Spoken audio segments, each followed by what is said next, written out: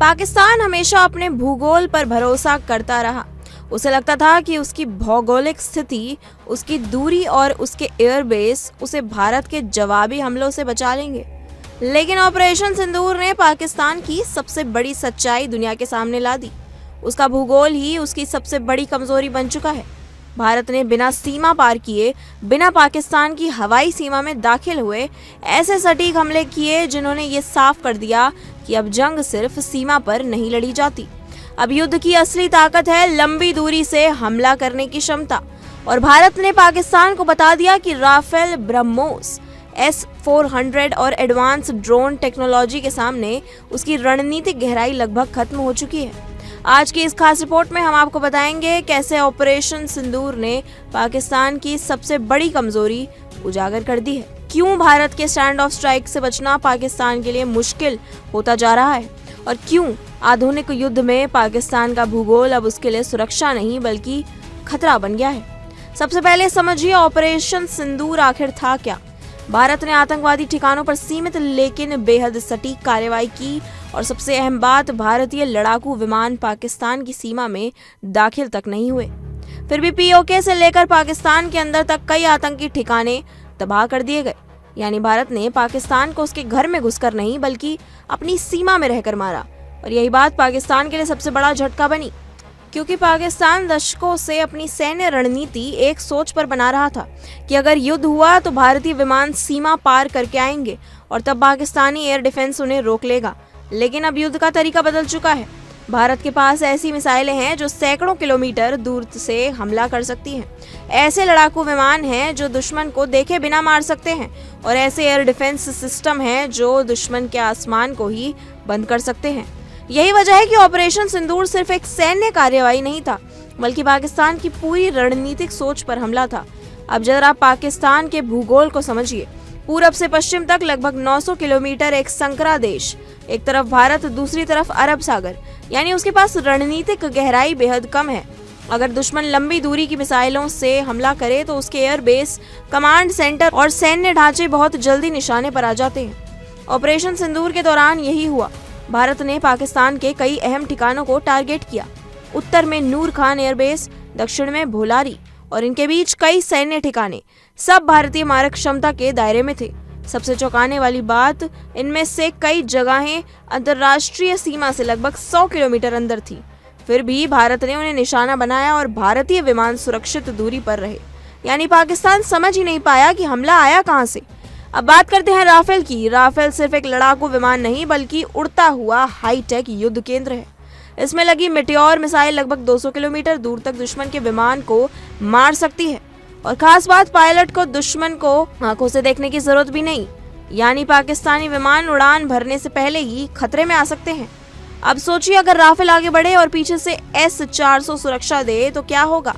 S-400 लगभग 300 से 400 kilometre तक दुश्मन के विमान ट्रैक कर सकता है।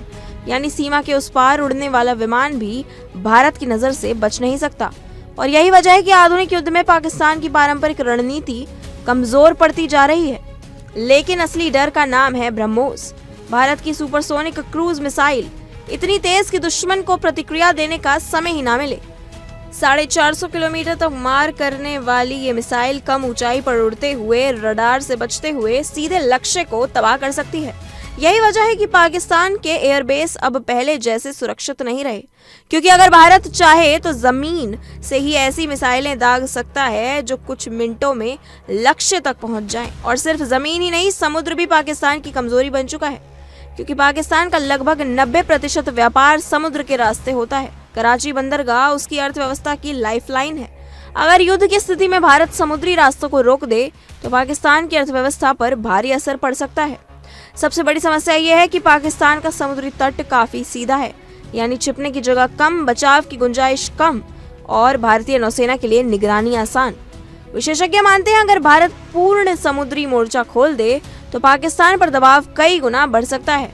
हालांकि ऑपरेशन सिंदूर के दौरान भारत ने स्थिति को सीमित रखा, लेकिन उसने ये जरूर दिखा दिया कि जरूरत पड़ने पर वो जमीन, हवा और समुद्र तीनों दिशाओं से दबाव बना सकता है। अब यहाँ एक और बड़ा सवाल उठता है, क्या पाकिस्तान के चीनी एयर डिफेंस सिस्टम भारत को रोक सकते हैं?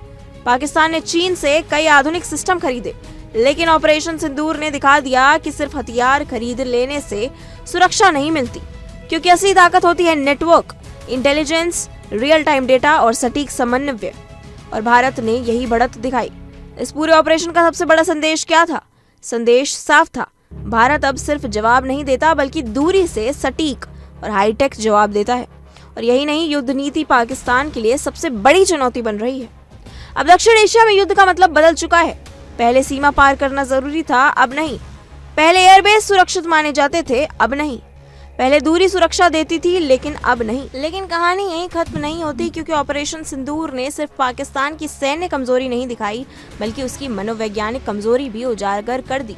जब किसी देश को यह एहसास होने लगे कि दुश्मन बिना सीमा पार किए उसके सबसे सुरक्षित माने जाने वाले ठिकानों तक पहुंच सकता है, तो डर सिर्फ सैन्य नहीं रहता, रणनीतिक बन जाता है। और यही इस पूरे ऑपरेशन का सबसे बड़ा असर था। पाकिस्तान की पूरी सुरक्षा नीति वर्षों से डिटरेंस यानी डर पैदा करने की रणनीति पर टिकी रही।